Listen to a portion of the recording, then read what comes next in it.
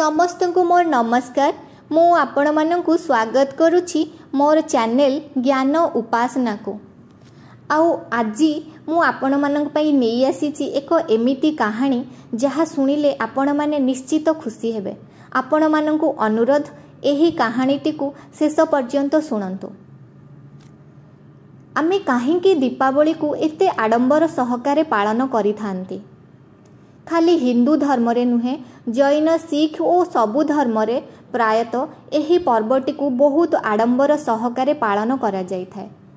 आमे माने मानि थांती जे आलोकर पर्व दीपावली साधारणतः अंधकार उपरे आलुओर विजय। चलंतु जानिबा एही पर्व उपरे किछिटा कहानी, किछिटा कथा। आमे आलोकर पर्व दीपावली को साधारणतः 5 दिन रे पालन करि थांती। प्रथम दिनटी धनवंतरी त्रयोदशी, द्वितीय दिनटी नरका चतुर्दशी, तृतीय दिनटी लक्ष्मी पूजा, चतुर्थ दिनटी गोवर्धन पूजा एवं पंचम दिनटी भाईदूज नाम रे जना जाए। प्रथम दिनटी को आमे धनवंतरी त्रयोदशी बा धनतेरस हिसाब रे पालन करि थाउ। एही दिन प्रभु धनवंतरी जिए कि औषधर देवता सागर गर्भरु बाहर को आसीथिले। द्वितीय दिनटी को आमे नरका चतुर्दशी हिसाब रे पालन करि थांती। एहा मना जाए जे प्रभु श्रीकृष्ण एही दिन नरकासुर को वध करिथिले।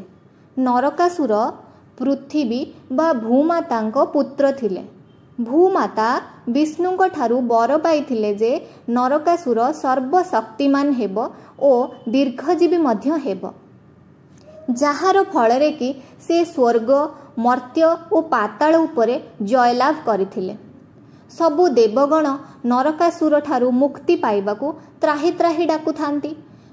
सेमानकू किछि उपाय न आसी विष्णुको आराधना रे सेमाने मग्न रहिले। विष्णु देवता मानंकू बर देले जे से जेतेबेले कृष्ण अवतार रे आसीबे से नरकासुर को वध करिवे। ओ कृष्ण अवतार नेला परे विष्णु नरकासुर को मारी 16 सहस्र नारी को मुक्त करिथिले। सेही नारी मानक सम्मान को रक्षा करिबाकू मध्य श्रीकृष्ण सेमानकू विवाह करिथिले। नरकासुर मरिबा पूर्वरु प्रभु को गोटे छोटिया वर मागिले जे तांकर मृत्यु को समस्ते खुशी रे आउ आनंद रे पालन करिवे। तेणु करी एही दिनटी को आमे दीपावली रूपे पालन करिथाउ। तृतीय दिनटी को आमे लक्ष्मी पूजा हिसाब रे पालन करिथाउ। काहेकि ना महाबली जने शक्तिशाली राजा थिले जिए कि समस्त देवता माननकू परास्त करि देइथिले आउ लक्ष्मी को तांकर दासी करिकि रखिथिले। प्रभुंकर बामन अवतार रे से बलि को 3 पाद जागा मागिले। बलि तांकर गुरु शुक्लाचार्य को किछि न पचारि तांकर बिना परामर्श रे प्रभु को प्रतिज्ञा करदेले जे से तांकू 3 पाद जागा देबे। 2 पाद जागा रे प्रभु स्वर्ग, मर्त्य और पाताल को नहीं जाइथिले। निज प्रतिज्ञा रक्षा करी बलि देखिले जेतेबेले आउ किछि उपाय नाही, आउ कोनोसी स्थान बंची नाही, से तांको मुंड देखाई देले। आउ प्रभु तांकू पाताल को चापी देले आउ माँ लक्ष्मी को तांको ठारू रक्षा करिथिले। तेणु एही दिनटी को आमे लक्ष्मी को पूजा हिसाब रे पालन करिथांती। एही दिनटी को आमे लक्ष्मी को पूजा करिथांती मध्य। चतुर्थ दिनटी गोवर्धन पूजा करा जाए। एही दिन प्रभु श्रीकृष्ण इंद्रको परिवर्ते गिरी गोवर्धन को पूजा करने को वृंदावन वासी माननकू उत्साहन देइथिले। इंद्र प्रभुंकर एही कार्य रे उत्क्षिप्त होई बहुत क्रोधान्वित होई वज्रपात करने को लगिले। से वज्रपात रु रक्षा करने को वृंदावन वासी को रक्षा करने को जाई प्रभु श्री गिरी गोवर्धन को निज आंगुली रे टेकी धरिथिले आउ जहार तले वृंदावन वासी रक्षा पाइथिले। पंचम दिनटी आमे भाईदूज हिसाब रे पालन करि थांती।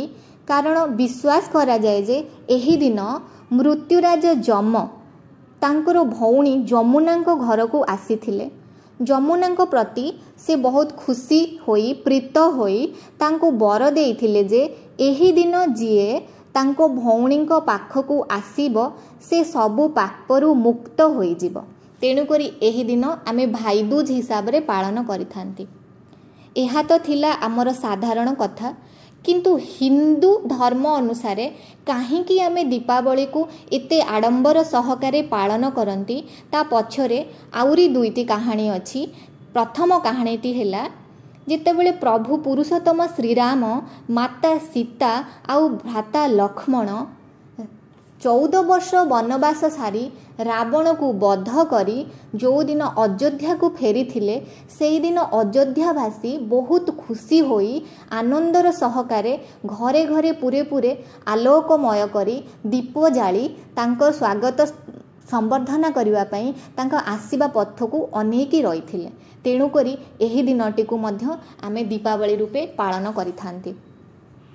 ଆଉ ଏକ କାହାଣୀ ମଧ୍ୟ ଅଛି, ମହାଭାରତର କାହାଣୀ, ଯେଉଁଦିନ ମନାଯାଏ ପାଣ୍ଡବମାନେ ଯେତେବେଳେ 13 ବର୍ଷ ବନବାସ ସାରି ଫେରିଥିଲେ, ସେହି ଦିନଟି ମଧ୍ୟ ସମସ୍ତେ ହସ୍ତିନାପୁରରେ ସମସ୍ତେ ଖୁସିରେ ଦୀପ ଜାଳିକି ତାଙ୍କର ଆସିବା ବାଟକୁ ଅନେଇକି ବସିଥିଲେ ଆଉ ତାଙ୍କର ନଗରୀକୁ ଆଲୋକମୟ କରିଦେଇଥିଲେ।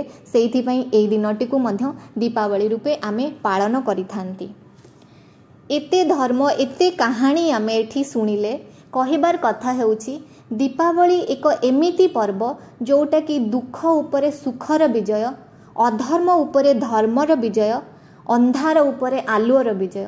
ସେଇଥିପାଇଁ ଏହି ପର୍ବଟିକୁ ସବୁ ଧର୍ମରେ ବହୁ ଆଡ଼ମ୍ବର ସହକାରେ ପାଳନ କରାଯାଏ। ଆଶା କରୁଛି ଆପଣମାନଙ୍କୁ ମୋର ଏହି କଥାଟି ବହୁତ ଭଲ ଲାଗିଥିବ। ରହୁଛି, ଧନ୍ୟବାଦ।